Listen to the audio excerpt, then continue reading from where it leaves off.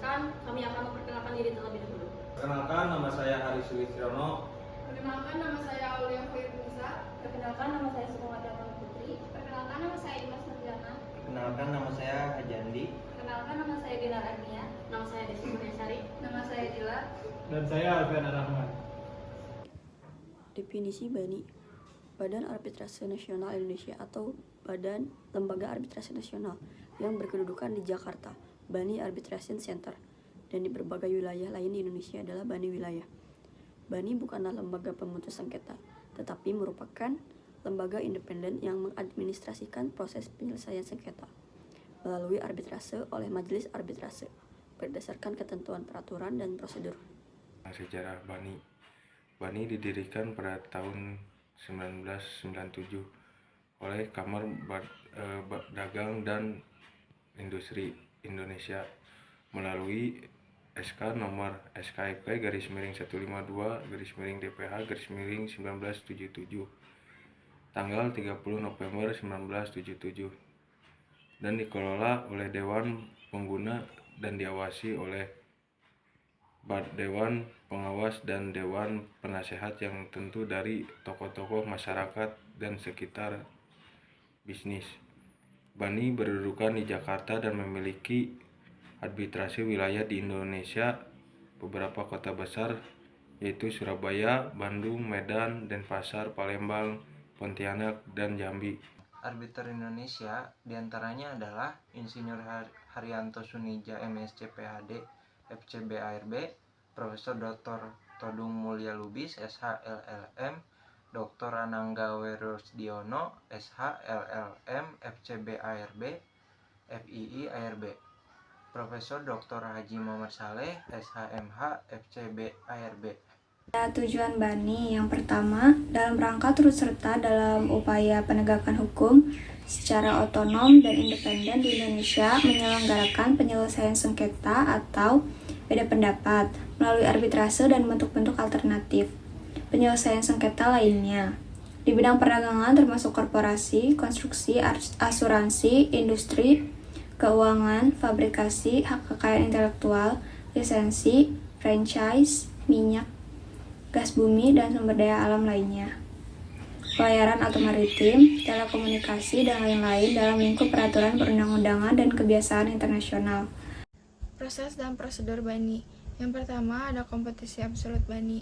Peraturan dan prosedur ini berlaku terhadap arbitrase yang diselenggarakan oleh BANI. Dengan menunjuk BANI dan atau memilih peraturan dan prosedur BANI untuk penyelesaian sengketa, para pihak dalam perjanjian atau sengketa tersebut dianggap sepakat untuk meniadakan proses pemeriksaan perkara melalui pengadilan negeri sehubungan dengan perjanjian atau sengketa tersebut dan akan melaksanakan setiap putusan yang diambil oleh majelis arbitrase. Yang kedua, ada kekosongan peraturan dan prosedur, yaitu apabila peraturan dan prosedur ini tidak mengatur secara khusus mengenai suatu ketentuan yang terkait dengan penyelenggaraan arbitrase, ketentuan tersebut akan ditentukan oleh majelis arbitrase yang memeriksa sengketa tersebut.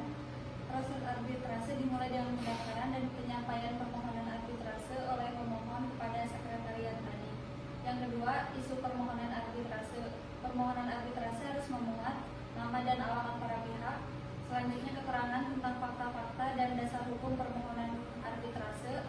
Selanjutnya, rincian permasalahan dan tuntutan atau nilai tuntutan yang dimintakan. Yang ketiga, dokumen yang relevan. Pada permohonan tersebut harus dilampirkan salinan perjanjian bersangkutan yang memuat klausul arbitrase atau perjanjian arbitrase dan dapat pula melampirkan dokumen-dokumen lainnya yang oleh pemohon dianggap relevan. Yang keempat, penunjukan arbiter. Pemohon dapat menunjuk seorang arbiter paling lambat 14 hari terhitung sejak permohonan arbitrase didaftarkan di sekretariat BANI atau menyerahkan penunjukan tersebut kepada ketua BANI. Biaya arbitrase BANI terdiri dari 3, yakni yang pertama, biaya pendaftaran. Biaya pendaftaran arbitrase BANI sebesar 5 juta rupiah. Itu dibayar pada saat pendaftaran permohonan arbitrase. Yang kedua, ada biaya arbitrase minimum. Biaya arbitrase minimum ini sebesar 20 juta rupiah, yang mana rinciannya yakni adalah biaya administrasi, biaya pemeriksaan, dan juga biaya arbiter. Dan yang terakhir ada biaya tersebut tidak termasuk, yang mana biaya ini termasuk biaya transportasi, biaya pemanggilan, biaya honorarium saksi atau ahli, biaya persidangan yang disediakan BANI, dan biaya lainnya.